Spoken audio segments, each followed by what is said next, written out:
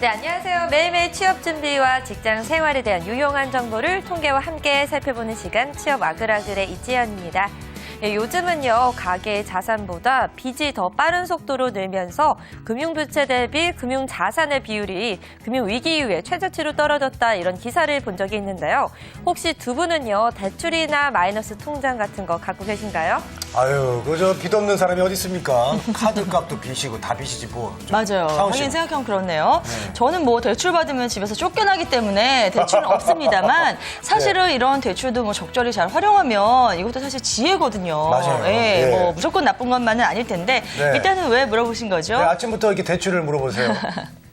네, 사실 요즘은요, 학생 시절에 받아둔 이 학자금 대출 때문에 직장인이 돼서까지 갚아야 되는 그런 경우가 많은데요. 그래서 좀 많을 것으로 예상이 됩니다. 최근 한 조사 결과에 의하면요, 직장인 10명 가운데 7명이 빚을 지고 있다고 하는데요.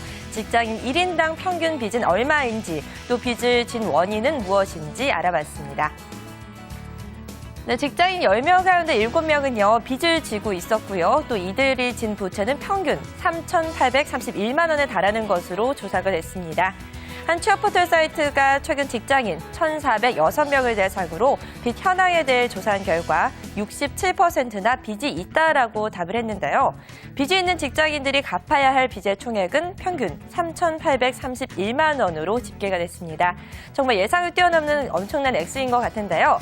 금액별로 채무를 살펴보자면요. 500만 원에서 1,000만 원 미만이 13%로 가장 많았고요. 이어서 1,000만 원에서 1,500만 원 미만, 1,500만 원에서 2,000만 원 미만도 8.4%로 나타났습니다. 놀라운 것은요, 1억 원 이상의 빚이 있는 비율도 10%에 가까웠습니다. 네, 그렇다면요, 빚을 진 원인은 무엇이었을까요? 주거비가 가장 큰 이유로 꼽혔습니다. 그들을 이어서는 생활비와 학교 등록금, 기타 등의 순이었네요. 네, 그렇다면 빚의 종류에 대해서도 알아봤습니다. 빚의 종류는요, 제1금융권 대출이 1위를 차지했는데요. 이어서 제2금융권 대출, 정부 대출, 현금 서비스, 또 가족이나 친척에게 진 빚도 10%로 나타났고요. 카드 연체도 9%의 응답률을 나타냈습니다. 또 빚 청산 예상 기간은 평균 1년 4개월로 집계가 됐습니다. 또한 빚을 진 직장인들은요, 대체로 빨리 돈을 갚아야 한다, 돈을 벌어야 한다라는 압박감을 갖고 있었는데요. 지출에 지나치게 인색해졌다거나 로또 등 사행성 오락에 대한 관심이 늘었다는 분들도 계셨고요.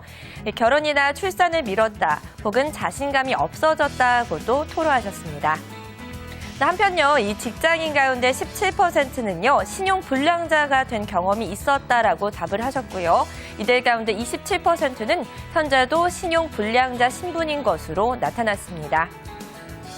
네, 우리나라가 한창 고속 성장을 할 때는요, 빚도 자산이다라며 대출 많이 받는 것이 능력으로 평가받기도 했는데요. 이제는 아무리 이래도 워킹 푸어가 되는 현실이 조금은 씁쓸하기도 합니다. 지금까지 취업 와글와글의 이지연이었습니다.